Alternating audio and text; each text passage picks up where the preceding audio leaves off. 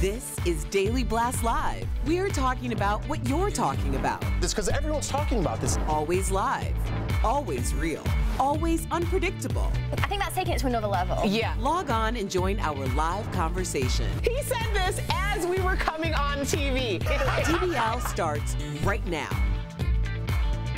Here we come, 3, 2. Welcome to Daily Blast Live. It's Tuesday, March 5th. We're live and we're talking about what you're talking about. Right now, I'm here with Erica and Brandon. I'm Jeff. Let's get to it, guys. Tonight, we're hearing from actor Luke Perry's daughter for the very first time since her father passed away yesterday. She posted this on Instagram. She says, in part, "A lot has happened in the past week. I appreciate you all for sending positivity to my family. I'm grateful for all the love." Luke Perry died yesterday at age 52, 5 days after suffering a massive stroke. Luke became a 90s heartthrob for playing Dylan McKay on Beverly Hills 90210. It was really great how you stuck by me during all this. It was easy, I believed you. I wish it was that easy for me. I didn't always believe in myself. I was beginning to think there was more of my father inside me than I had originally thought.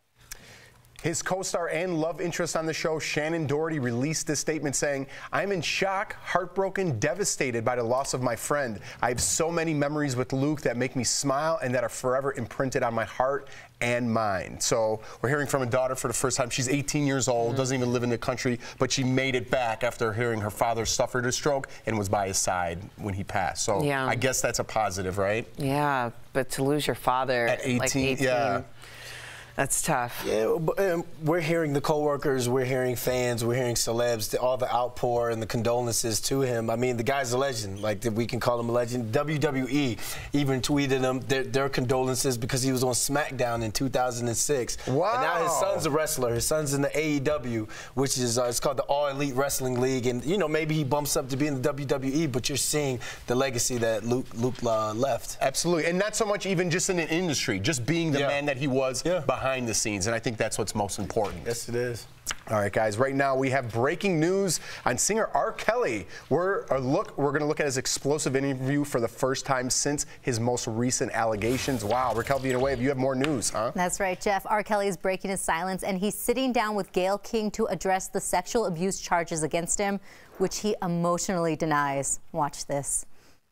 What? How stupid would I be to do that? I didn't say you were That's holding... stupid, guys. I didn't... Is this camera on me? Yes, it's on. That's stupid. Use your common sense. Don't forget the blogs. Forget how you feel about me.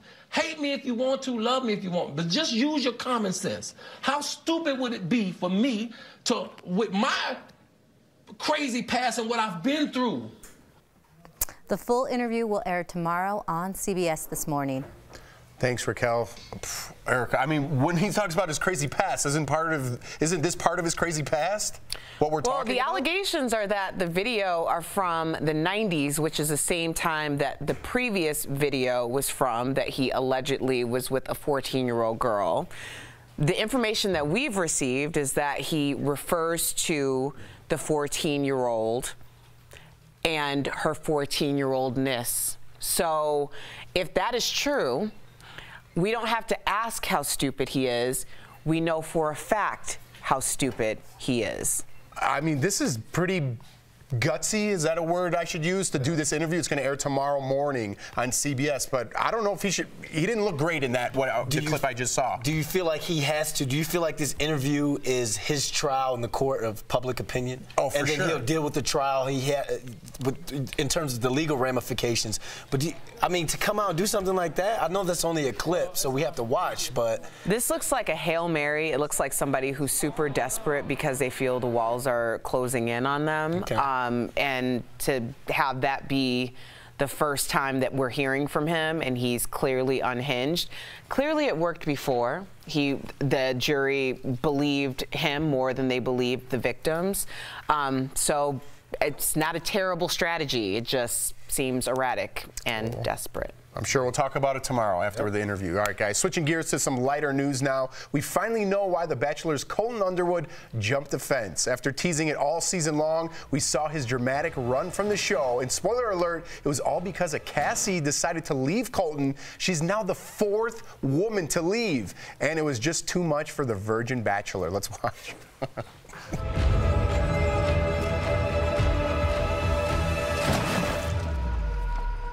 He just jumped the fence. That shit. And host Chris Harrison explained what it was like for him. Let's take a look. 1, he was not happy. Okay. 2, I was about 10 yards behind him trying to get him to stop and have a conversation. 3, he clearly didn't want to have that conversation to the point he was willing to launch himself over a wall. All right. He's running away from his problems is what he's doing. Yeah. 4 women left the show.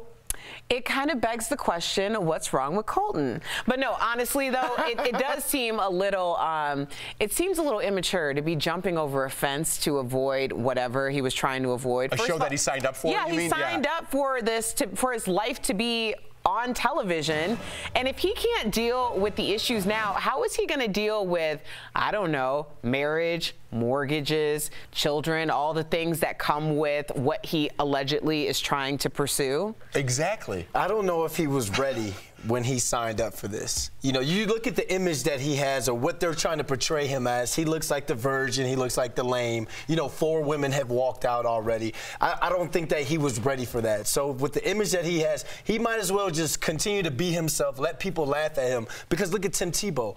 Everyone laughed at him because he was a virgin. Everyone kind of called him corny in a way, but now he's about to marry Miss Former Universe. Yeah. So, I mean, he just stick to course. Just be yourself.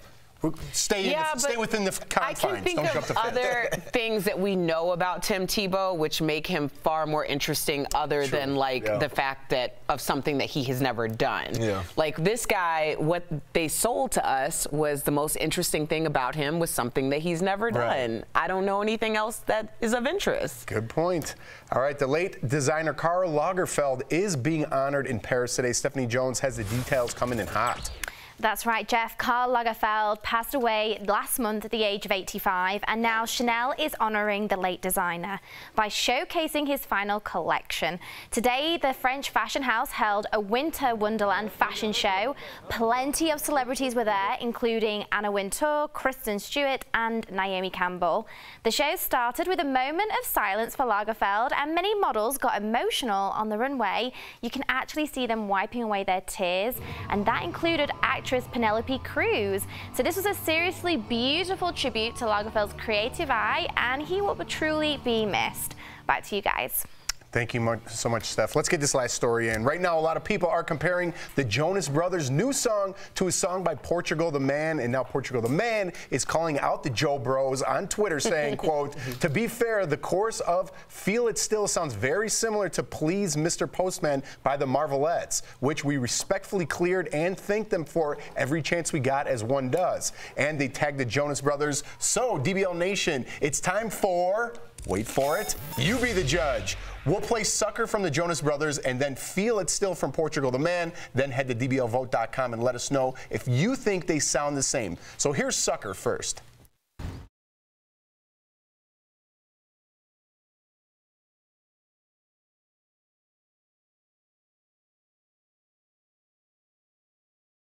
All right, now let's listen to Feel It Still.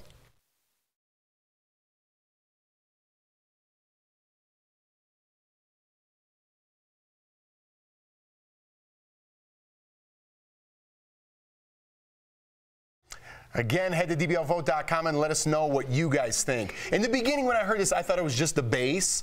The more I hear it, both of them, the more they're starting to sound the same. Yeah, it's the same sound. They sound the same, but the second one, Feel It, man, it was faster. It was a little upbeat. faster. Yeah, I felt it was a little faster. It was. What's this vote say? Let's see what this vote says. Yes, they're the same. Yeah, 82%. Yeah, it's the same song. But I'm not going to lie. I am feeling this Jonas Brothers song, but maybe because I've heard it in 2 different forms before. I'm like, ooh, this is great. DBL is live. We'll bring you breaking news as soon as it happens. Coming up, Brat Pack member Andrew McCarthy opens up about what keeps him busy off screen. And we want to hear from you about the controversial HBO documentary Leaving Neverland. Do you think differently now about Michael Jackson?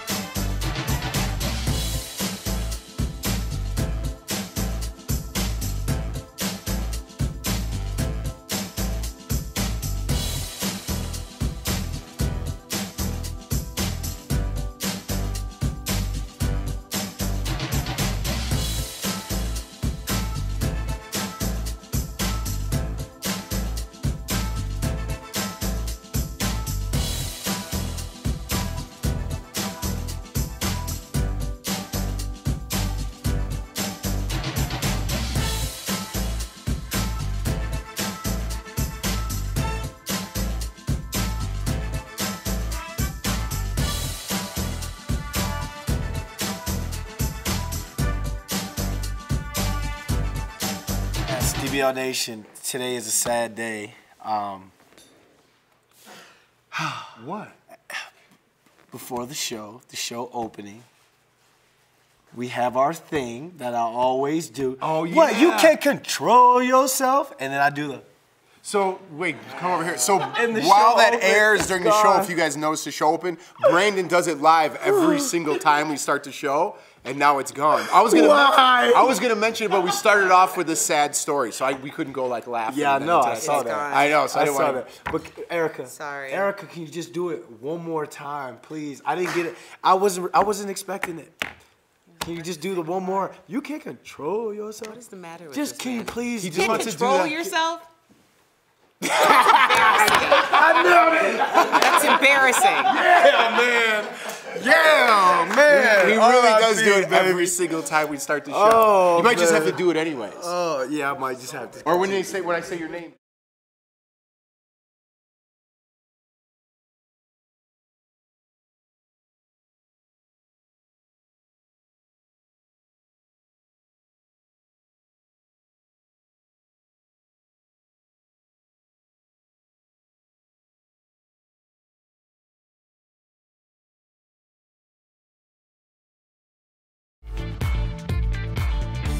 Welcome back to DBL. We want your take regarding HBO's shocking documentary, Leaving Neverland.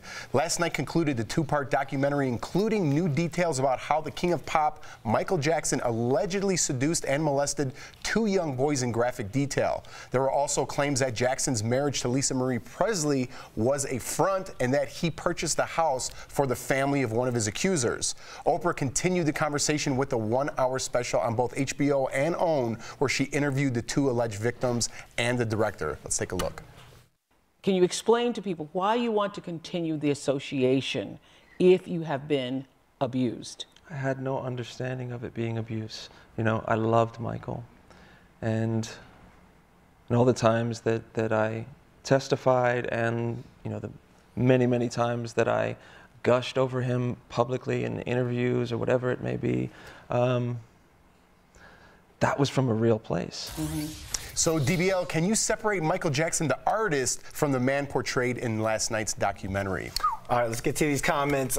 Karen from YouTube says, I fully believe the accusers, but that also doesn't mean I won't listen to Thriller during Halloween, but I 100% believe them. After watching this documentary, I was struggling on who I was going to believe, but then after listening to the Oprah interview and hearing the things that Oprah was talking about different behaviors and not only on the predator side, but also on the victim side, I'm sorry, I can't be a Michael Jackson fan anymore after that. So, I mean, I'm in. Like, it's heavy. Maybe I'll still lot. listen at a bar or something if it's playing, but if I have control, I'm not going to go up to a jukebox or anything and play Michael That's Jackson. honest, man. Yeah. Jackie from Facebook says his music speaks to his talent. What he did in his private life will be judged by the only one who really knows the truth. Jackie, I think the point that you've made, we don't know what the truth is. Ultimately, this is the biggest example of not being able to get justice, because if these 2 gentlemen are lying, that means that Michael will never be able to clear his name, so he doesn't get justice. And if they're telling the truth, they'll never receive justice because he's no longer here on earth.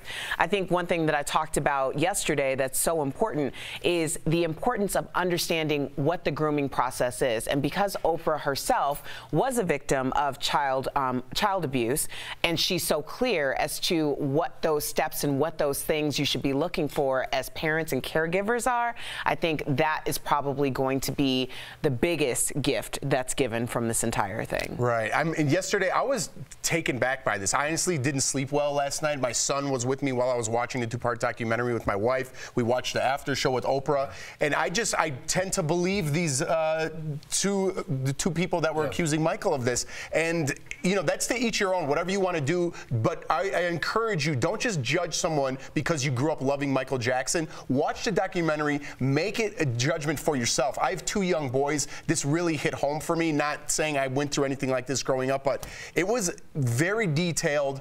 very disturbing. And I feel for these two young men and what they had to go through in the process of what they're going through right now. And I thought Oprah did a wonderful job last night of talking to all the victims and the people in the audience. It was a lot for me. It's a lot to handle. So if you guys want to watch before you judge, please watch that and make an opinion yourself. And just so you know, everyone in that audience were the victims of child abuse and people who were supporting them. But there was also medical professionals on hand, and we were told over and over if we were triggered in any way that you could stop and talk to someone. So yeah, great job by Oprah. All right, guys, right now there's a new young billionaire on the block, and Raquel Villanueva has all the news. I do, Jeff. Kylie Jenner has just gone from reality TV royalty to really, really rich. She's now the world's youngest self-made billionaire at 21. The title was previously held by Facebook founder Mark Zuckerberg. When he hit the 10-figure mark, he was 23. Forbes says it's all thanks to her makeup line, Kylie Cosmetics, which she owns 100% of the company. Kylie now joins the ranks of Jeff Bezos, Warren Buffett, and Bill Gates. But not everyone is cheering her on. Dictionary.com just threw some major shade, tweeting, "Haven't we gone over this? Self-made, having succeeded in life unaided." Women billionaires are now on the rise. In the last 10 years, the number has almost tripled from 91 to 243. Ooh, thanks, Raquel. Say what you want about them. That's an exclusive club. Yes, it is. I'm just saying. Yes, I'm just saying. I look forward to joining. Coming up on DBL, our DBL co-host Tori Shulman goes one-on-one with her former teen crush, Andrew McCarthy. Find out what's keeping the Brat Pack actor busy when we come back. Trolls are coming for Captain Marvel. A new trailer is out for X-Men Dark Phoenix, Aquaman 2 gets a release date, and Kingdom Hearts DLC is on the way? Well, that was quick. That's all next in The Jump Off. I'm Abby, and welcome to The Jump Off. I'm here to bring you all the latest news in gaming, tech, and nerd culture, so let's get started right now. Rotten Tomatoes is fighting internet trolls. The movie review website is changing its system so that movies can't be reviewed before release. This is all happening because of all the negative reviews on Captain Marvel. It reportedly looks like one of the least anticipated Marvel movies on Rotten Tomatoes when that wasn't the case at all. Fandango reports ticket pre-sales have been bigger than Aquaman and Wonder Woman. We're getting our first look at X-Men Dark Phoenix, and it looks crazy. In case you forgot, there's still another X-Men movie or two waiting to come out before the characters all join the MCU later this year. Dark Phoenix and New Mutants are said to be the last two movies before they join the MCU, and it's set to come out June 7th. After making $1 billion at the box office, Aquaman is diving back in. My man. The 2018 film went on to become the DC Cinematic Universe's most successful project yet, and Warner Brothers is hoping the sequel will make an even bigger splash. Aquaman 2 is set to release on December 16th, 2022. As someone who was pleasantly surprised by the first film, I hope this production goes swimmingly. The good people at Square Enix confirmed both free and paid DLC is on the way for Kingdom Hearts 3. It took them 13 years to release this sequel, so the thought of DLC within a year surprised the heck out of gamers. Gamers are hoping to see the DLC take them to the worlds of Star Wars and hopefully Marvel. It's all Disney, so why not? That's it for The Jump Off. As always, I'll be here every week with the latest in gaming, tech, and nerd culture. We'll see you next time.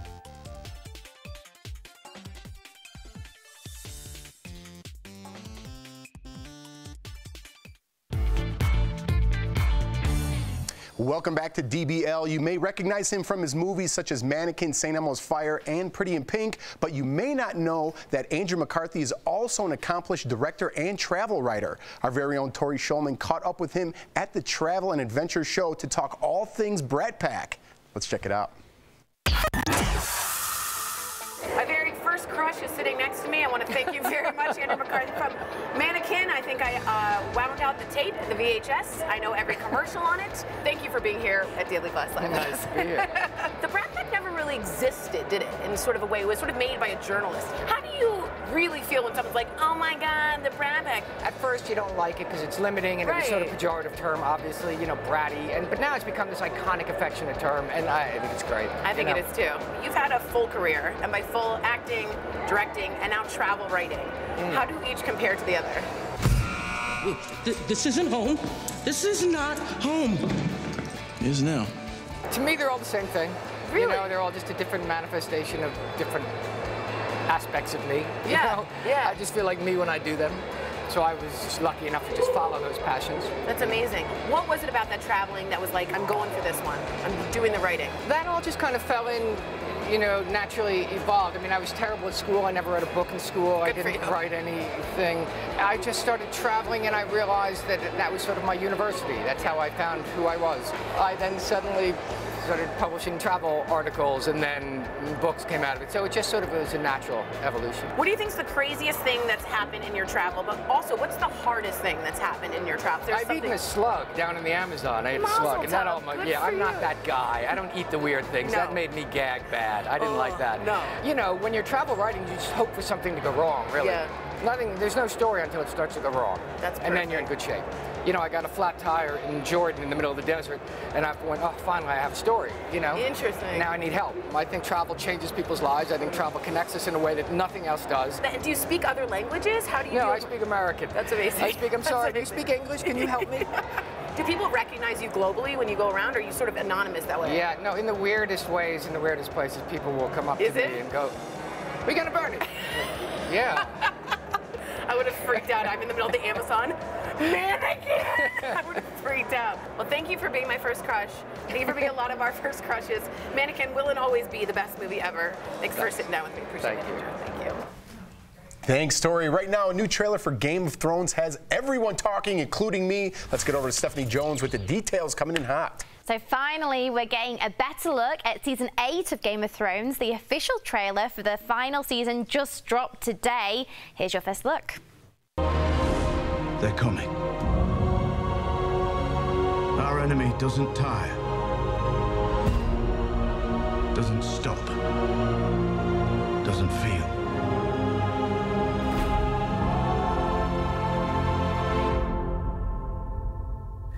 This is the first time fans are getting any clues about the upcoming season, and it looks like we might finally see a battle between the living and the dead. But I have so many questions. How will the rest of the Stark family react to Daenerys and the dragons turning up at Winterfell? And who will end up on the Iron Throne? The final season premieres on April the 14th on HBO. Are you guys going to be watching, Erica? 2 out of the 3 will be. Yep. Oh, I'm excited. I'm excited. You still got time to catch up.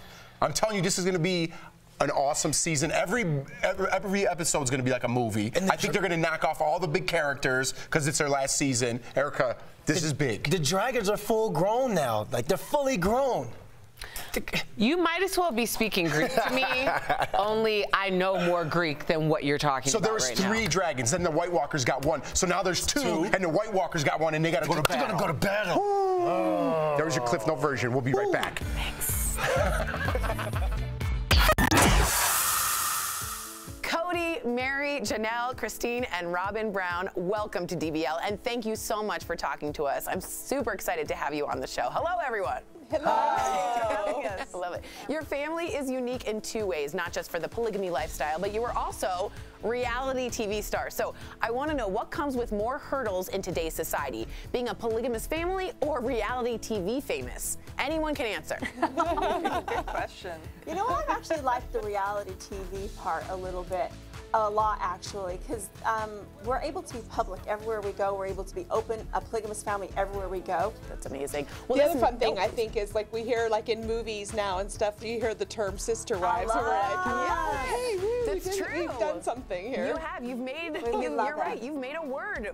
Pop culture-wise, that's exactly right. That's amazing. Well, this next question is for you, Cody. In situations you would normally be alone, like spending one-on-one time with Janelle or Christine, you guys have a camera following you around. So I got to know, does it impact the interactions with your wives knowing the others can kind of watch what you're doing? Yeah. You just, I'm not going to go bite the neck of one of my wives when I know that another wife is going to see that. So That's cute. It has a tendency that, I'll say the camera sort of does have a tendency to sort of suppress intimacy, if you will. To those who still haven't seen your show because they think your lifestyle is strange or they don't know about it or they think it's wrong, what do you say to them to convince them to tune in? I think you got to see a family show where adults and children have to constantly navigate or circumnavigate the waves of life. We are just like most families where we have to constantly negotiate in relationships like ambassadors and be nice, and it's a challenge, and that's a challenge that I hope is an inspiration to other families. Then also too that families come in all kinds of different shapes and sizes, and especially in our modern world, if you can get a family that's a working family, God bless them, however they're structured. Yeah. Well, this question is for the whole family. Your show first aired nearly 9 years ago, and a lot has changed since then. Society is more progressive on several issues like same-sex marriage, for example. Have you guys noticed an increase in acceptance towards the lifestyle at all? Definitely. Yeah. We have definitely seen a lot more acceptance to the lifestyle, especially, to our faces. People are like, instead of, it's funny because instead of going to a restaurant and being worried that you're going to be seen with Cody because you're a plural wife, it's now like people coming up, where's the rest of the wives? And that's such a difference from the way I grew up with my mom being a plural wife and her having to hide her relationship with my dad. You can keep up with the Brown family by watching new episodes of Sister Wives on Sundays at 8, 7 Central on TLC. Thanks, Tori. Thank you.